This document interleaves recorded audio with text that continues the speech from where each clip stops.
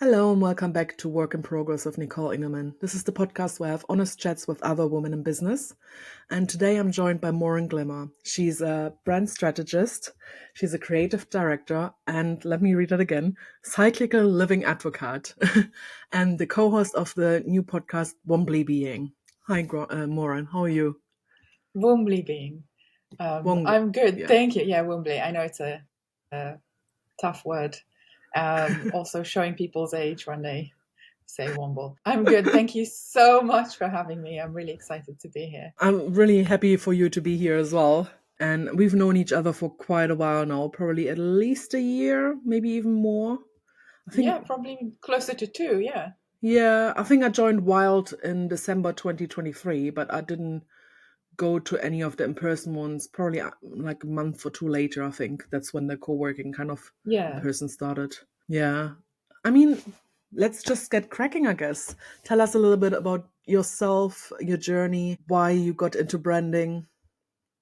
Okay, so I am, as you said, a brand strategist and a creative director and a cyclical living advocate. I am also the founder of Rosy Futures, which is a brand consultancy for radically hopeful feminist founders and small businesses. But my professional journey began in the roller coaster ride that is the live music industry. Way back in the early noughties, I was working for a top tier promotion company on really some unforgettable tours, and I discovered a love for visual design through my work there. And I'm cutting a very long story short. That's fine. My accidental first client was one of the founding members of the Velvet Underground.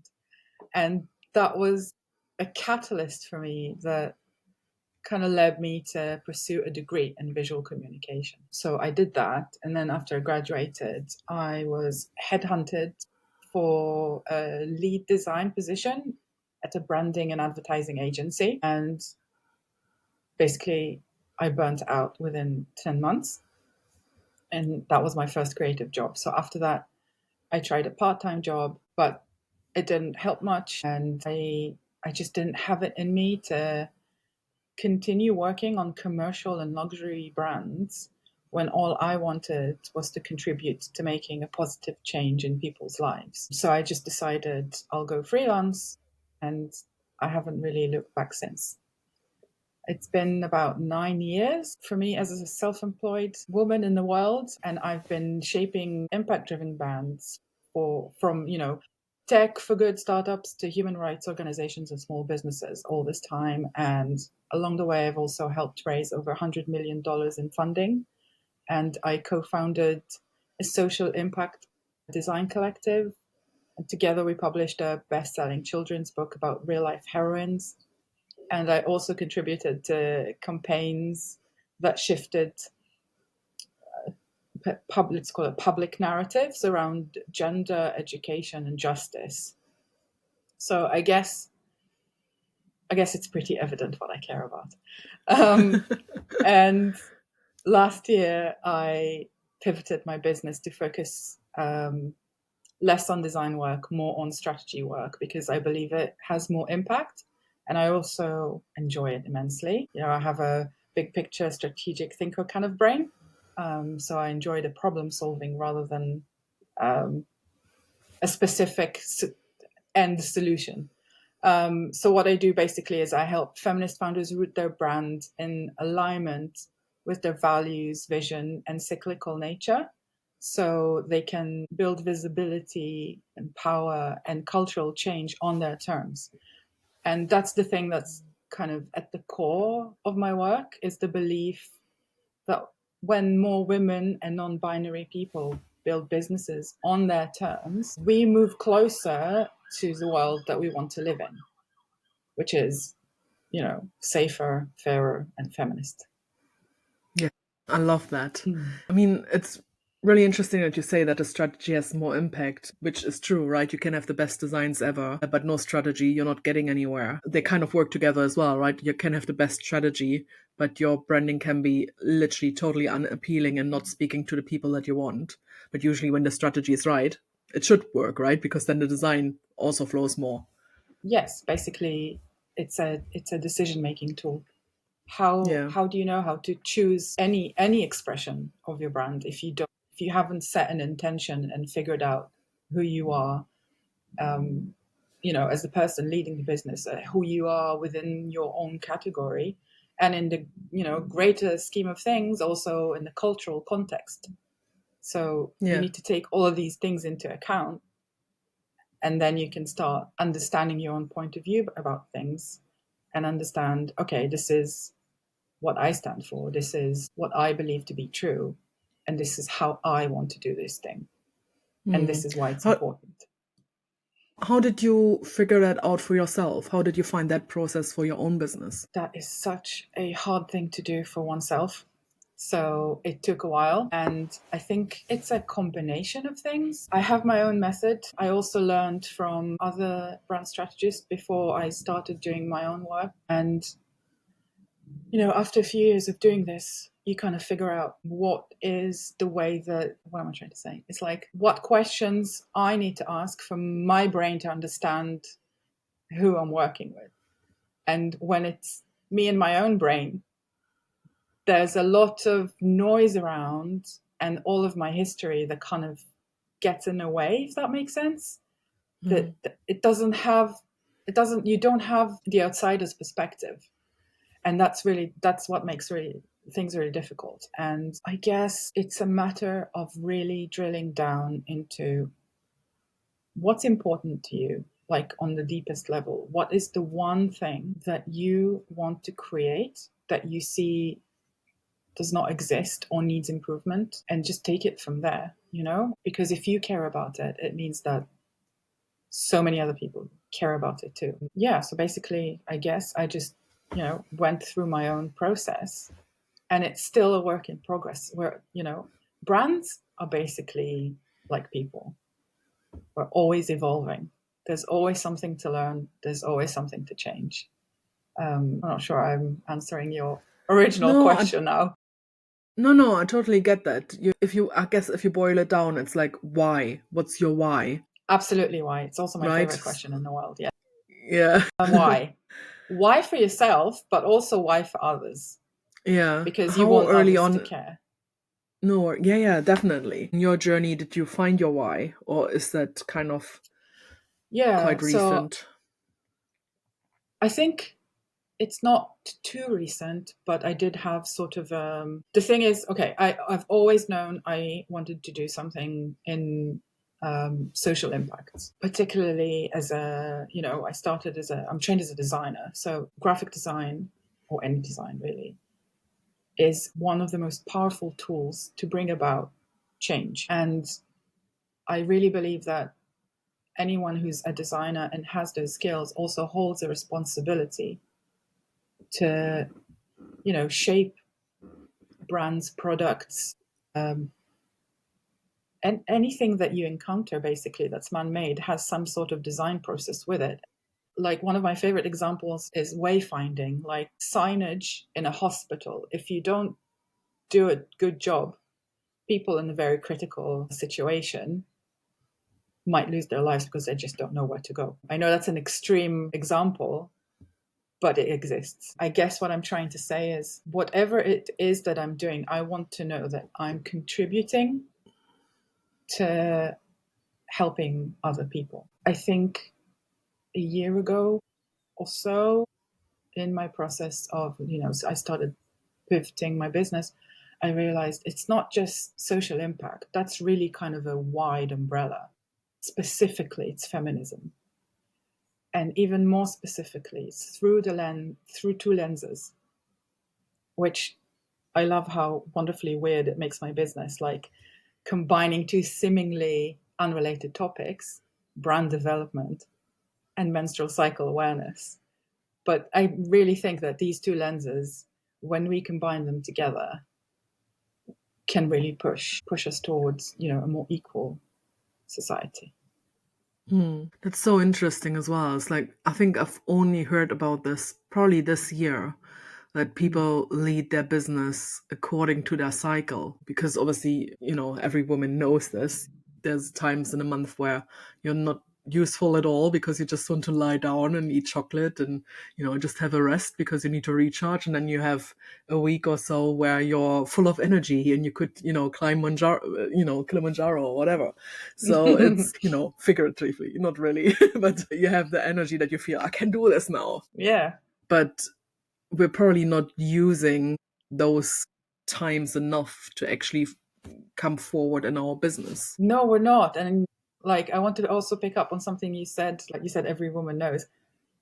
I don't think we do. I think we have some sort of sense that there is like a repeat sort of pattern of like, oh, I'm feeling a bit shitty. Why is that? Oh, yeah, it depends on what kind of cycle you have, I guess. But it's astonishing how we're not taught this.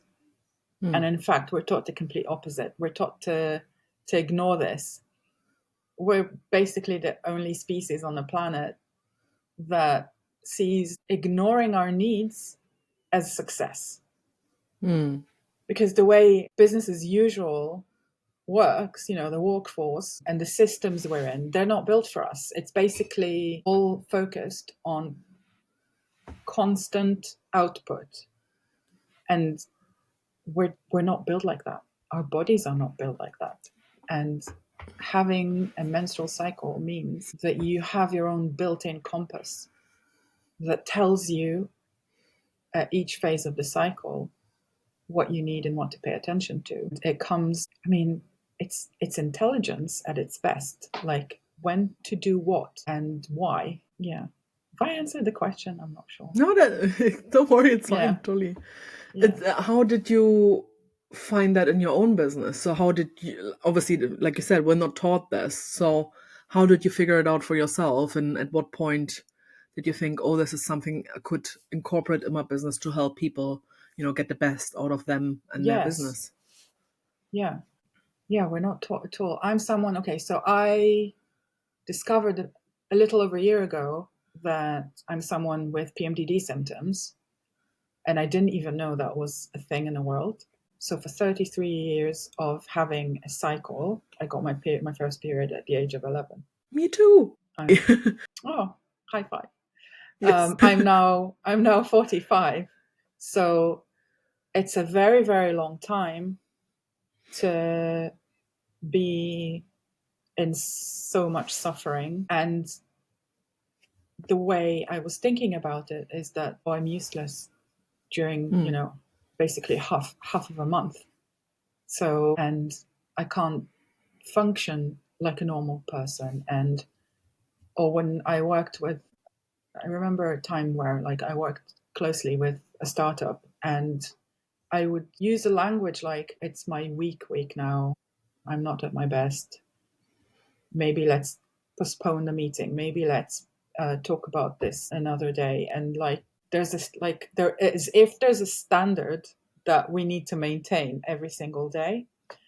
And yeah, this is the thing that brought about burnout, basically, time and time again. About, I think 2 years ago now. So the burnout came because you tried to work through you try said, to week, work through. week. You try to, yes, exactly. You try to override your own body and your own needs. And when we bleed, it's not just a little bit of blood; it's a full body workout.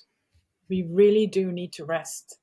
We really do need to listen to our bodies, and it's not just a few days or the week of your period. It's a full cycle.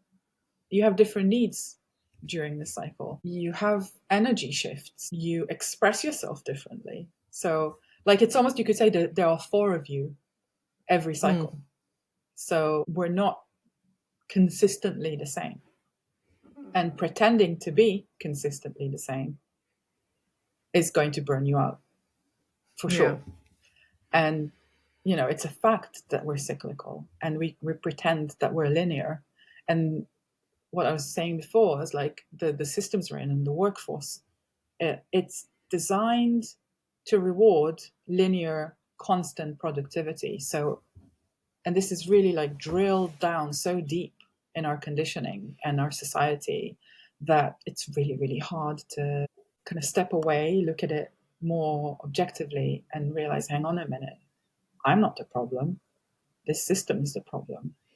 And basically, when I met Rosanna Jones, who's a menstrual cycle educator and coach, and now also my dear friend and my podcast co-host, I joined her course to learn about my cycle and how to naturally alleviate the symptoms of PMDD. And it completely changed my life.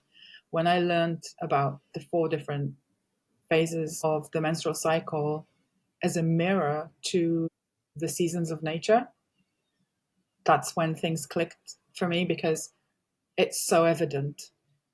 And of course, my body is cyclical. Everything is cyclical. And when we understand that on a really deep level, everything else kind of falls apart. Like, it's like shedding. You're not only shedding your womb lining, you're also shedding, all those limiting beliefs and false truths that we've been taught, to like that we've held our basically entire lives. And yeah, I've been practicing this. This is a practice because, not every cycle is the same for each person and between people as well. I've been practicing this for just a little over a year now. I can't tell you, like, the shift is unbelievable. Everything feels so much easier. It's like I have this, what do I want to say? It's like I have a new way to make decisions because I know what I need to honor in my body. I know how much capacity I have, and I can recognize the levels and the shifts of my energy a lot better. Gosh, I have so much to say about this that I don't know what No, even to. Yeah. like, do you have an example how you apply it to your business? Yes, I do. So many. Let's talk about when you bleed. So your period is your menstruation phase. It's also your inner winter phase. If you think about the season of winter in nature, you kind of want to, cocoon yourself and get cozy and slow down. And that's exactly what your body's asking from you too. And because I tend to have very painful periods if I don't honor that request and rest, I make sure that on the heavier bleed days, I don't work. And I know not everyone can be as flexible as that. But I don't mind if I need to work a weekend to compensate for those 3 days in the week. That's fine because that's what my body needs. And that's the capacity it has. I can't push too hard because it will cost me my health. I'm done with this costing my health. This is a better way of doing things. Even sometimes you can't completely rest, but I find that if you just look at it from a place of compassion, knowing that you need the rest, and find, even creative ways of what you can take off your plate for that 1 or 2 days that you really want to just be in bed. Even talking about it with a friend, asking someone to do something off your list, reconsidering, does it have to happen today? Can it happen the day after tomorrow? Just having this compassion will take so much more of the load off. So it's not just a physical thing, it's also a mental state. Sometimes it's, you might have to do the weekend anyway because what you did during the day where you should have rested, it's completely Yes. doesn't make sense, or it's rubbish, or like you made a mistake or whatever because you're just not focused enough because you're needing the Exactly. rest. Yes, So it's easier to absolutely. just take the rest in the first place and then do the work the right way rather than doing it twice. 100%. The problem is that it's really hard for us to believe that this is even a possibility because we've been taught, oh, we're doing business a certain way. This is how it's done. This is how you succeed. Whereas actually that's not true. And if we lean into the strengths of each phase of our cycle, we'll get to where we want to get so much faster and probably even further because you're being strategic with what you're good at any given moment. Yeah. We could literally talk about this all day long. Forever. Yes. Yes. But I also want to touch a little bit on how you feel about bringing that awareness to other people, but also obviously your own visibility, and how are you going about to, bring that message out and about, because like I said, not a lot of people know about this, even women. I think Yes. some people might have heard of it as well, but we're not, Yes. like I said, I think the first time I've heard of all four parts of the cycle was end of last year, I think. Mm. And that was it, kind of thing. So having that incorporated in your business, how do you bring about that visibility of that part, or in general the whole business? Yes. So what I learned with visibility for me in my cycle is during the follicular phase and the ovulation phase. So that's the inner spring and the inner summer. That's when I kind of get more experimental and a lot bolder with my marketing. So I will strategically choose that time in my cycle to post more, to experiment with stuff, to guest on podcasts, for example, because that's when your kind of natural magnetism is at its peak. Also, your communication skills. If you think about it from a biological point of view, it's basically when your body is preparing to create life. So that's when you feel more beautiful, more attractive. So, it's like lean into that and use this window, let's call it, to be more visible. That's also where I find that my inner critic voice is at its quietest. So I guess that's what helps me be bolder in just putting myself out there. But I will say, because it's not all rosy. I am still struggling with showing up on social media, particularly on video. I think also it has to do a lot with just feeling safe, being a woman, putting yourself, out there for all to see in the world. But also my brand is still it's still in its early stages in terms of visual identity. I find that the hardest part to work out for myself is the imagery, and it's mostly because I don't yet have a big enough budget for it. Yeah. I guess the other thing is, I see so many people that don't have professional photos taken, and they Mm, just do selfies or do the video, 30 seconds. I just wanted to share this with you. See, it's not all about doing it exactly the same way everyone else is doing it. It's doing it the way that is right for you in that moment as well. absolutely. Finding your own way of doing, basically putting yourself out there. You can experiment, of course, but I think the key is for you to find your voice and use it, because that's when things started really clicking for me. It's connected to that why we talked about before. If you really kind of drill down and connect with that, you'll find your voice. You will be able to use it. Yeah, Yeah, and it's finding or using the voice the way that feels right to you as well, right? So it's absolutely. not Yes. the template you see other people using. It's literally, Yes, if exactly. you're more a voiceover person over, you know like, for example, don't do a lot of like talking to camera. Yeah. Rather film a lot of b-roll and then write something to it, or sometimes I do a Yes. voiceover, but at least I can spend 10 minutes doing the voiceover because I'm struggling with what I want to say, or I'm not getting it Mm. into the 30 seconds, or kind of thing, can't find the words, rather Yes. than taking 40 takes and talking to the camera directly. um, Yeah. in terms of challenges outside of obviously the cycle and stuff like that, what's something that you really struggled over the years, or maybe there's just one particular thing in running your business? So I thought about this a lot, and there are basically, I think, two main things. One we've already covered. That's the menstrual cycle awareness side of things, and I think really that's like the biggest. And the other one is um, money mindset and self belief. I think they're tied together. I'm someone who learns her lessons the hard way because I learn by doing. And it was definitely a slow process of learning, just in general, how to set boundaries and what it is that I actually enjoy doing in my work. And also accepting that it can change over time. And also, what are my non negotiables?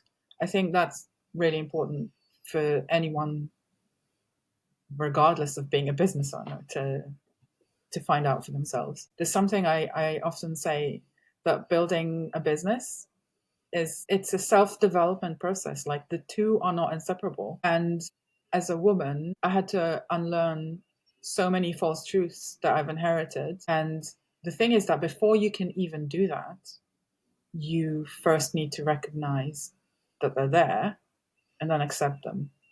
And that probably also comes with a grief period as well. And one of the hardest things that I've had to unlearn, and I didn't even know this thing existed, was a limiting belief I held around money, that in my head, basically I walked around in the world thinking that money is not for women, which is absolute madness. And yes.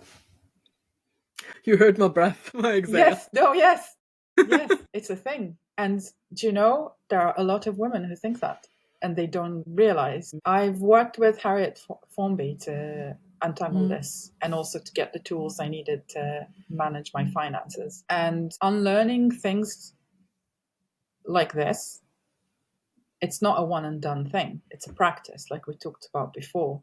I still sometimes catch myself belittling myself, despite having evidence to the contrary.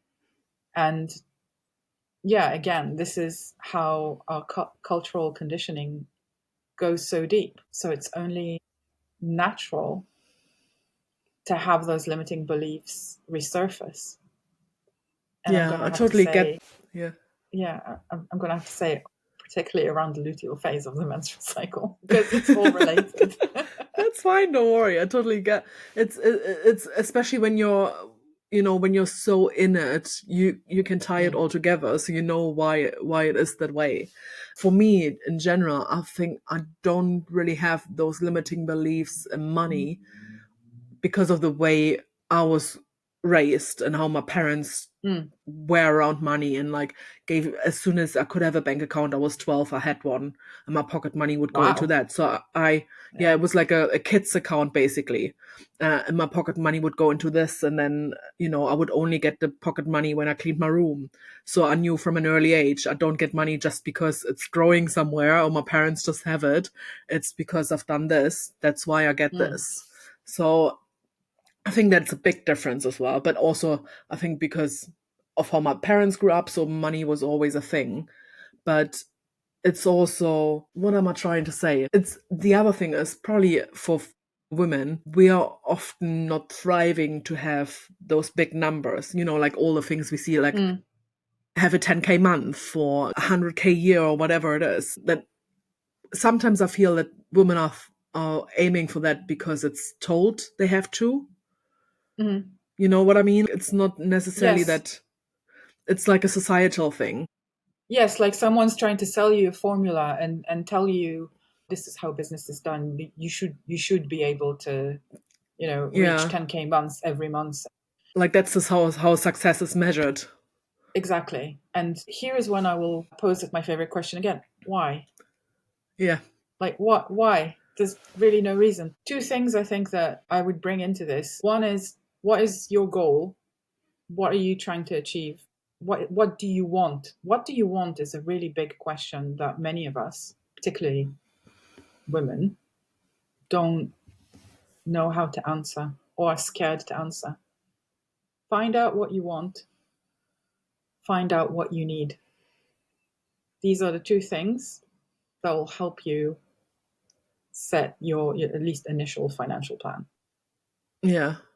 I think those I are know the it's easier questions that said you can than ask done. yourself. Those are two questions that you can ask yourself in any kind of situation in life, Situation, business, yes, person. absolutely. Yeah.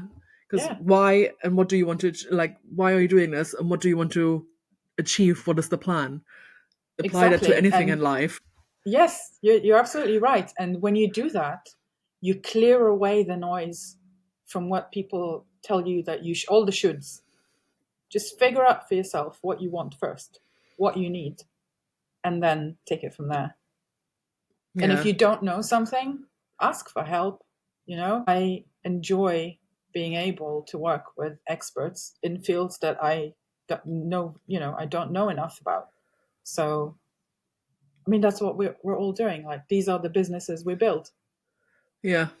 Same here. I really love working with different business owners in literally the fields that I have no clue or just have like half knowledge. Like Yeah, tomorrow I'm actually working with Emily Noodley again about money. amazing. Yes. I worked with someone else on Google Ads because mine weren't performing as well as I wanted to because I haven't really changed a thing since I started. Mm. And she kind of turned it all around, or copywriting and all those kind of things. So, Yes. you don't have to do it all. And, you don't have to be a master on everything. Just know who to ask, I think, as well. Yes. We're kind of winding down for this part of the conversation. And I've already asked challenges, but I wanted to ask about something that you're proud of. Like, is Oh, there something wow. that stands out to you? It's hard to choose, but I think I'll go with something recent. It's a twofold thing. It's launching Rosy Futures, my brand consultancy, and then launching my podcast, Womanly Being, co-hosted with Rosanna Jones. It's like the two things really tie together. Everything I believe in and care about, and I get to do and call it work, which is, incredible. Pretty amazing. Yeah, yeah. Just like, do you know what? That's the answer. It's like knowing what you want and what you need and then going for it. And yeah, exactly, doing it. Yeah. And Yes. not everyone can say that of themselves, right? So that's Yes. definitely something to be proud of. Yes. And I think more people can do this than they realize. Yes. It's one of the reasons why I'm doing the podcast, because I just think that the more you hear about other people going through stuff and, going through similar stuff and sharing their experience, the more you're like, oh, I can do this as well. I've gone through similar Absolutely. things. Or Yes. this is really interesting, this could help me. And then they're kind of achieving their aims and goals as well. So it's definitely something that I had in mind when I started doing this as well. Hmm. Thank you for your time. I'll Thank share you. all the stuff, your links and the link to your podcast as well in the show notes. But for everyone else, stay tuned for a second episode, which is following in a couple of days, where we're talking about more practical things about brand strategy and your cycle as well, and how you can incorporate that in your business and brand. Brilliant. Thank you, Morin. Thank you.